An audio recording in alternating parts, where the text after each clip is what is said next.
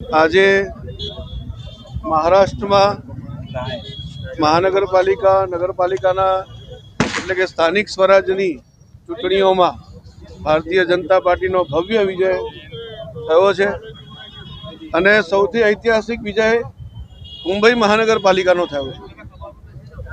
કેટલાય વર્ષોથી જે રાહ જોવાતી હતી, આજે મોદી સાહેબના નેતૃત્વમાં, જેપી નડ્ડા સાહેબના નેતૃત્વમાં, નીતિન નવીનજીના નેતૃત્વમાં અને મહારાષ્ટ્રના મુખ્યમંત્રી અને મહારાષ્ટ્રના પ્રદેશ અધ્યક્ષજીના નેતૃત્વમાં આજે મુંબઈ મહાનગરપાલિકામાં પણ ભારતીય જનતા પાર્ટીએ ભવ્ય વિજય મેળવ્યો છે।